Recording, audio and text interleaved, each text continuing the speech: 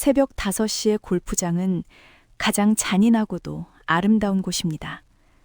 이슬을 머금은 잔디 위로 첫 발자국을 내디딜 때 사람들은 누구나 자신이 이 드넓은 초원의 주인이라 착각하곤 하죠. 저 역시 그랬습니다. 대한민국을 대표하던 국가대표, 필드 위의 여왕이라 불리던 시절이 제게도 있었습니다. 하지만 45의 가을, 제게 남은 것은 시니어 프로라는 이름표와 부유한 노인들의 라운딩을 보조하며 팁을 챙기는 관리용 프로라는 비참한 현실뿐이었습니다. 세상은 제 스윙이 아니라 제 나이와 경력을 계산하기 시작했고, 저는 그렇게 잊혀가는 존재였습니다. 그날도 평소와 다름없는 하루였습니다. 70을 넘긴 재벌 회장님, 산전수전 다 겪어 눈동자에서 빛조차 느껴지지 않는 노련한 남자, 김상철 회장을 만난 날 말이죠. 사람들은 그를 살아있는 전설이라 불렀지만 제 눈엔 그저 쇠락해가는 거대한 성체처럼 보였습니다. 라운딩이 시작되고 제가 평소처럼 기계적인 미소와 함께 티샷의 궤적을 설명할 때였습니다. 그가 공을 치는 대신 제 눈을 뚫어지게 바라보며 입을 뗐습니다. 5%, 요즘은 공보다 사람이 더 멀리 도망가더군. 내 스윙이 예전 같지 않은 건 내 몸 탓이 아니라 내 곁에 사람이 없어서일 거야. 자네도 그렇지 않나? 공을 칠 때마다 누군가에게 멀어지는 기분. 심장이 덜컥 내려앉았습니다. 40년 골프 인생에서 제 스윙의 궤도가 아니라 제 인생의 궤도를 꿰뚫어 본 사람은 그가 처음이었습니다. 저는 한동안 말을 잇지 못했습니다. 국가대표 시절의 영광도, 은퇴 후의 비참함도 그 한마디에 다 녹아버리는 기분이었죠. 돈 노리고 붙은 여자라고 수군거리는 세상의 소음보다 그의 저 낮은 목소리가 제 영혼을 더 깊게 흔들었습니다. 그날 이후 그는 오직 저만을 지명했습니다. 라운딩, 식사, 그리고 이어진 휴식의 시간까지. 저는 그의 곁에서 단순히 골프를 가르치는 선생이 아니라 그의 고독을 함께 짊어진 동반자가 되어가고 있었습니다. 우리의 대화는 늘 그린 위에서 시작해 식탁 너머로 이어졌습니다. 우리는 골프 얘기만 하지 않았습니다. 그는 밤마다 찾아오는 불면증의 고통을, 자식들이 보내는 차가운 시선을, 그리고 평생 일궈온 제국이 모래성처럼 느껴진다는 허무함을 제게 털어놓았습니다. 나한테는 다들 원하는 것만 있어. 5%, 자네는 나한테 무엇을 원하나? 그가 물을 때마다 저는 마음속으로 수천 번 되뇌었습니다. 나는 다르다. 나는 이 노인의 돈을 탐내는 추한 여자가 아니다. 하지만 솔직해져야겠습니다. 그의 별장에 처음 초대받아 그 거대한 유리 성체에 발을 들었을 때 제 이성보다 심장이 먼저 숫자를 계산하기 시작했습니다. 숲길을 따라 펼쳐진 수만 평의 대지, 서재를 가득 채운 고가의 미술품들, 그 화려한 풍경 속에 제가 서 있다는 사실이 주는 묘한 쾌감이 있었습니다. 이 사람 인생의 끝에 내가 들어와 있다. 그것은 단순한 탐욕이 아니라 평생 선택받지 못하고 밀려나기만 했던 삶에 대한 보상 심리 같은 것이었습니다. 회장님, 저는 회장님이 가진 것들엔 관심 없어요. 다만 회장님이 저를 보실 때 그 눈빛, 저를 유일한 사람으로 대해주시는 그 마음만은 놓치고 싶지 않아요. 제 말은 절반은 진심이었고 절반은 연기였습니다. 상철은 제 손을 잡으며 평온하게 미소 지었습니다. 현주야, 너는 참 맑아. 그래서 더 아프구나. 그가 제 이름을 처음 불러줬을 때 저는 고개를 들 수 없었습니다. 그를 향한 연민과 그가 가진 배경을 향한 갈증이 뒤섞여 제 안에서 소용돌이고 있었기 때문입니다. 우리는 비밀스러운 낙원에서 서로의 결핍을 채워주며 미루어를 즐겼습니다. 세상은 우리를 불륜이라 손가락질 하겠지만 그 별장 안에서 우리는 그저 외로운 두 영혼일 뿐이었습니다. 그러나 그 낙원의 문틈으로 욕망이라는 이름의 뱀이 기어들어오고 있다는 것을 저는 외면하고 있었습니다. 상철은 점점 제게 의존하기 시작했습니다. 매일 아침 먹어야 할 약의 개수부터 기업의 중요한 의사결정, 심지어 내일 입을 넥타이의 색깔까지 저에게 묻곤 했죠. 저는 어느새 그의 비서이자 연인이자 보호자가 되어 있었습니다. 그가 저를 찾을수록 제 권력은 커져갔습니다. 관리인들은 제 눈치를 보았고 그의 주치의조차 저를 통하지 않고선 그를 만날 수 없었습니다. 그 권력의 단맛에 취해갈 때쯤 사건이 터졌습니다.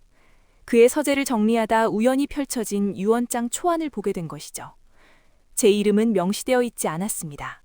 하지만 인생의 마지막을 함께한 신뢰하는 동반자에게 자산의 일부를 신탁한다는 문장이 유난히 길게 적혀 있었죠. 그 순간 제 머릿속은 하얗게 변했습니다. 무서움보다 기대가 먼저 올라왔습니다. 혹시, 정말 혹시 나일까? 그 기대를 확인하고 싶은 욕망이 저를 지배하기 시작했습니다. 그때부터였을 겁니다. 제가 그를 걱정하는 마음이 진심인지 아니면 그가 죽기 전까지 제 자리를 공고히 하려는 계산인지 저조차 헷갈리기 시작한 게 말이죠. 그의 목소리에 소스라치게 놀라며 서류를 덮었습니다. 상철은 모든 걸 알고 있다는 듯한 눈빛으로 저를 바라봤습니다. 산전수전 다 겪은 노인이 제 속내를 몰랐을까요? 아닙니다. 그는 제 욕망마저 귀엽게 봐줄 만큼 여유가 있었고 동시에 그 욕망을 이용해 저를 곁에 묶어두고 있었던 겁니다. 저는 그가 던진 미끼를 물었고 그 대가로 제 자존심을 조금씩 팔기 시작했습니다.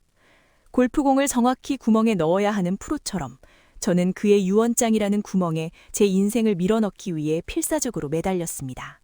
그것이 파멸로 가는 길인 줄도 모른 채 말이죠. 축제는 끝났습니다. 상철의 아들 김도윤이 별장으로 들이닥쳤을 때 예감했습니다. 그는 처음부터 저를 사람으로 보지 않았습니다. 그 애는 제가 아버지의 치매를 이용해 재산을 가로채려는 파렴치한 꽃뱀, 그 이상도 이하도 아니었죠.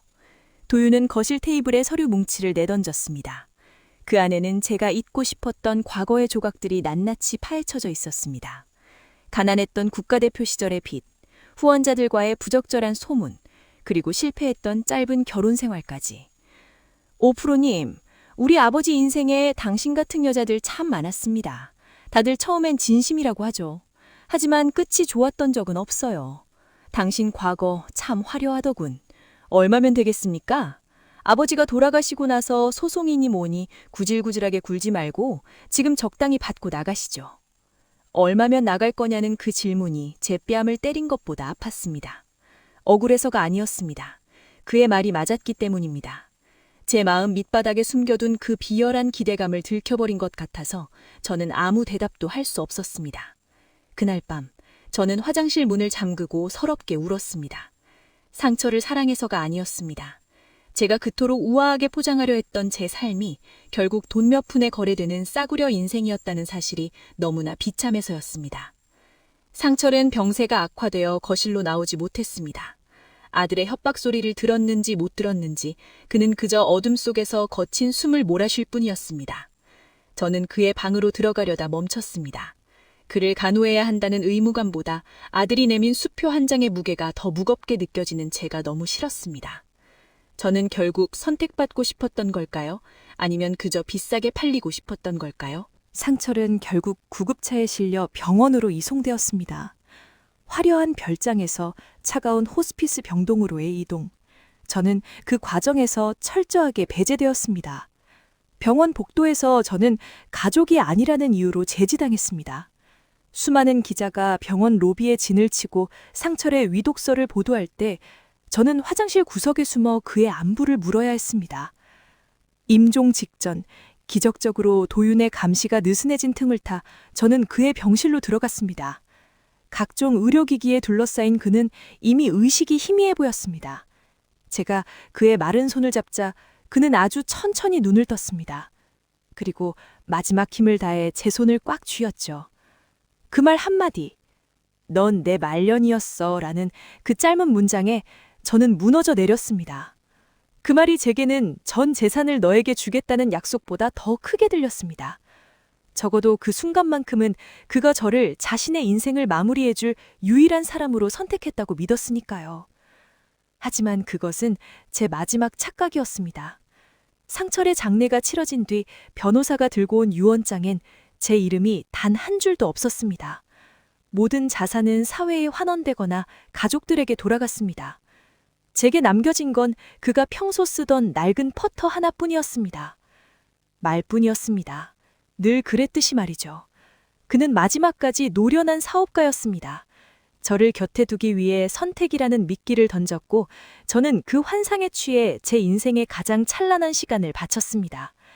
사람들은 저를 비웃습니다. 결국 빈손으로 쫓겨난 꽃뱀이라고요. 네, 맞을지도 모릅니다. 저는 실패한 도박사였고 욕망의 끝에서 추락한 여자였습니다. 하지만 사람들은 모릅니다. 제가 정말로 가졌던 것은 그 낡은 유언장이 아니라 그가 마지막에 건네준 그 따뜻했던 손길의 감촉이었다는 것을요. 이제 저는 다시 혼자입니다. 사람들의 기억 속에서 저는 회장님을 홀리려다 실패한 전직 프로로 남았습니다. 제가 가졌던 화려한 가방과 보석들은 생활비를 대기 위해 하나둘 팔려나갔고 이제 제 곁에 남은 건 상처리 남긴 그 낡은 퍼터뿐입니다. 사람들은 제가 돈을 얻지 못해 분해할 거라 생각하지만 사실 제 마음을 가장 아프게 하는 건 따로 있습니다. 저는 돈만 탐낸 게 아니었습니다. 저는 평생을 다음을 준비하며 살아왔습니다.